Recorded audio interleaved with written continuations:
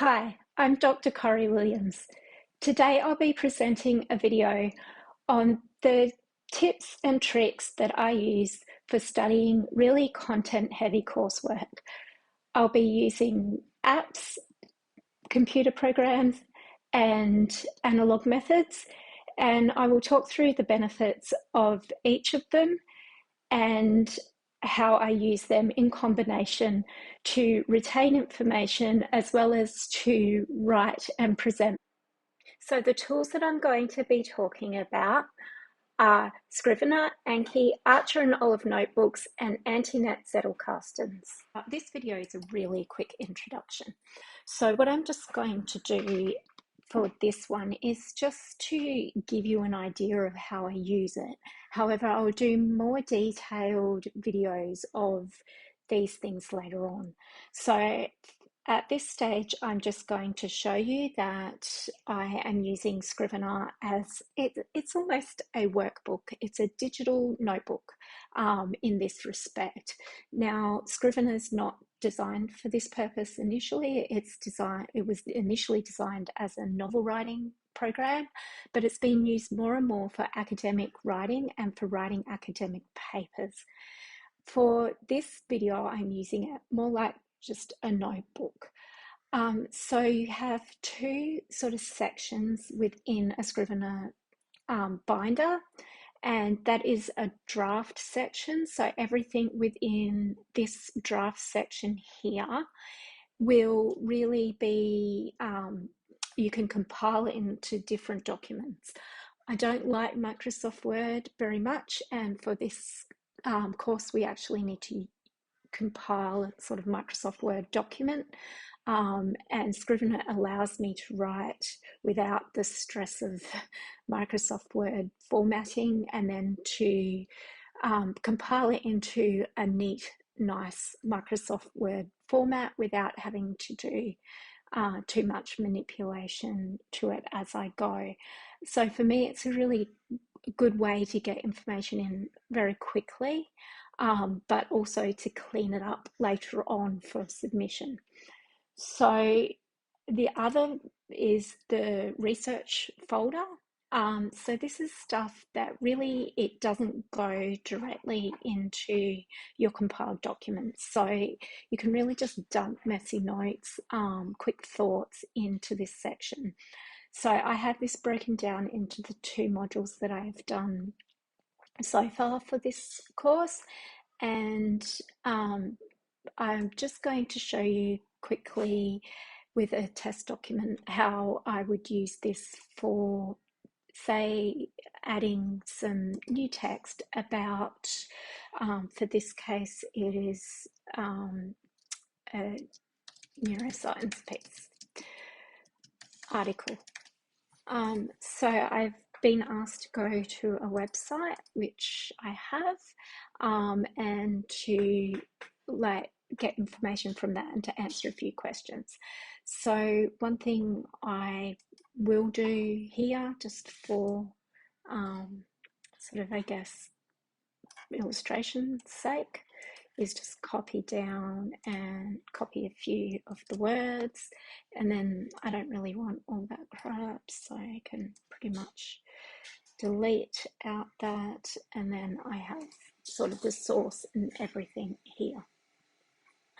I just want to show you a more complete example.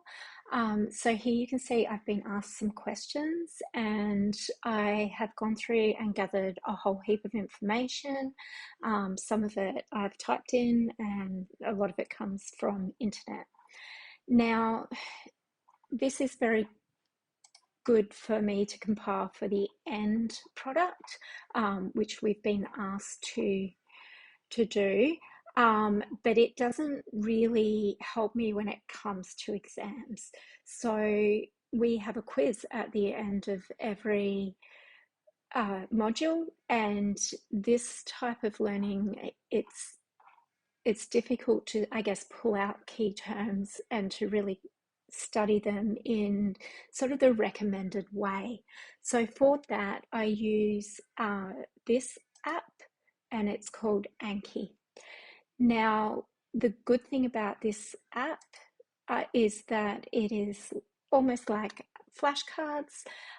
It uses principles of spaced repetition, so it is AI that has sort of the spacing built in, and you can choose, if you come to a concept and you read it, study it, and you can't answer the question, I guess you can say, oh, well, I found this one quite hard, and it's going to bring it up again later. So again, these things require more detailed tutorials, which on Anki there are quite a few online, but it is, so this is just a quick to sort of show how to do it. So this deck, so it's a deck of cards, is the brain science deck. And let me just do an example question here. So there's different types of cards. You can either do the basic card, which is just what I'm going to show, or you can do a reverse card. So you can choose to reverse or optionally reverse the cards, so you get both the answer and the question. You can do a basic type in answer type card, as well as what's called a close card, which is like basically to fill in the gaps. So I'm just going to do a test one here. So I'm going to ask, what is the loci method? So the loci method is to assign concepts to existing structures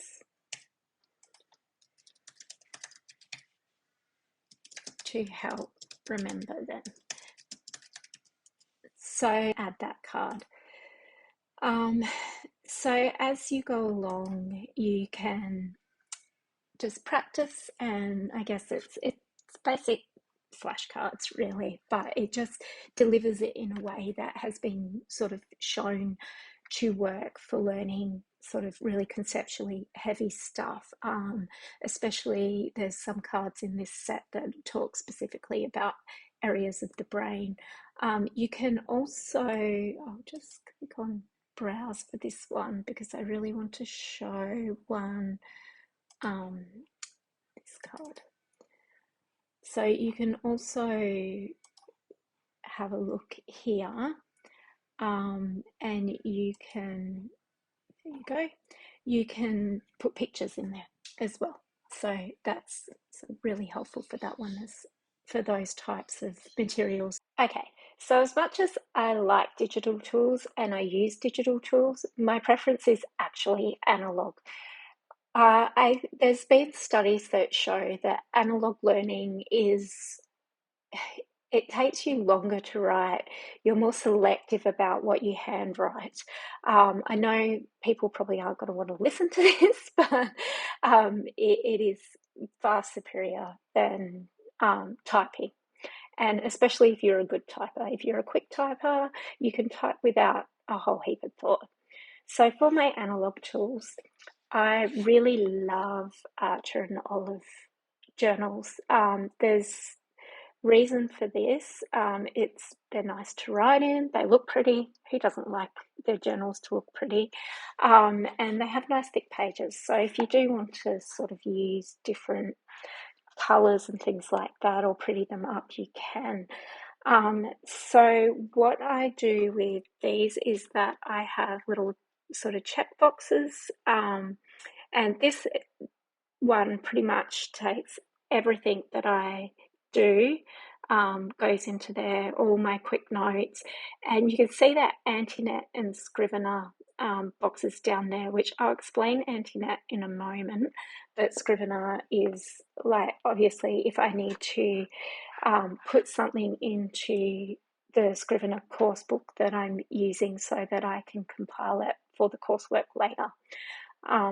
So I have the one where it's, I guess you could call it almost a commonplace book, but I call them literature notes because I use the Zettelkasten Antinet method.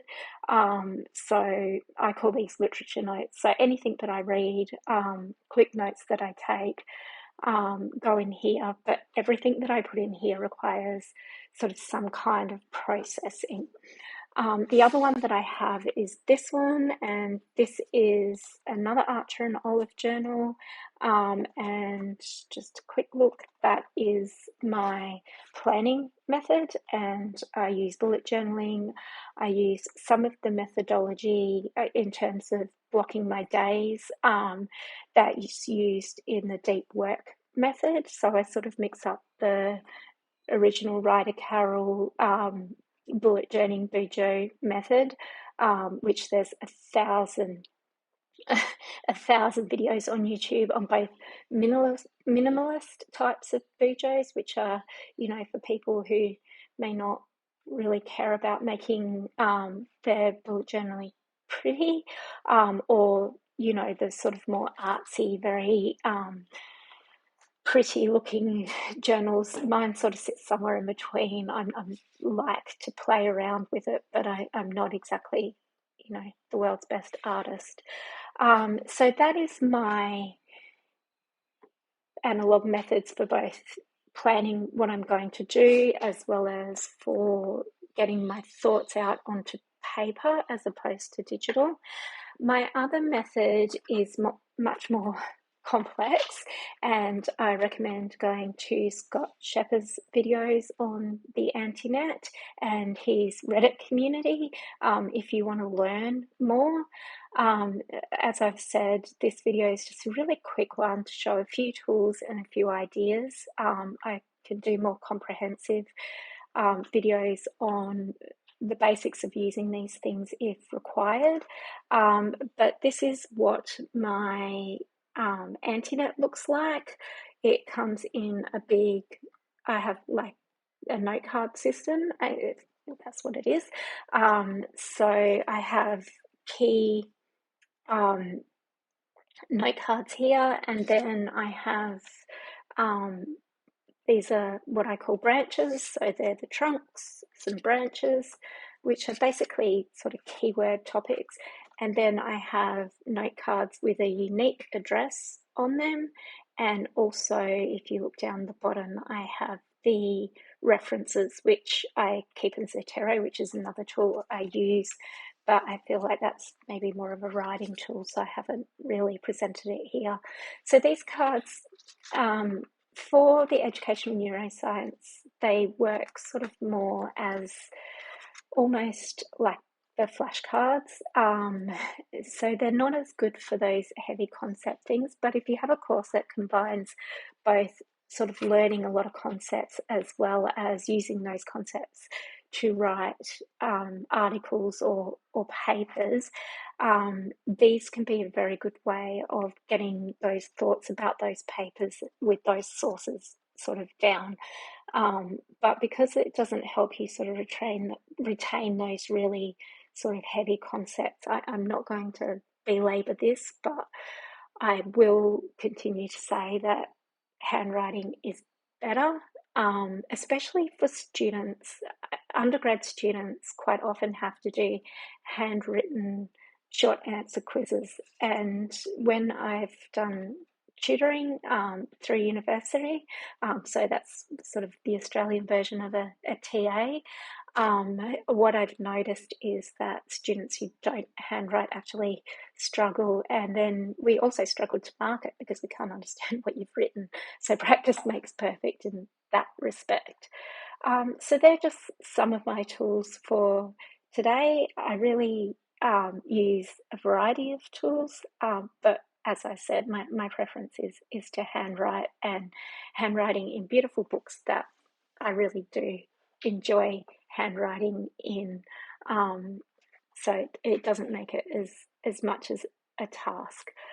So I hope you've got some ideas out of this, and I hope that it will help those who are just looking for different ideas. One thing I haven't done in this video is just tell you how much sort of all these apps and stuff cost, what I find is that prices actually vary so much between like Australia and American contexts and the UK, especially when you're talking about Apple. Anki, I'm not sure what it's available on. It's a mutual for me that I've been using maybe for the last 2 months. I do know that there's a free online version. I do know that I'm pretty sure that the Microsoft app or the one that works on Android is free, but I'm pretty sure that the Apple one is not free. It's actually quite expensive. But if you can't afford it, you can go and use the online and you can sync it with the online version. So you can use it on the run anyway.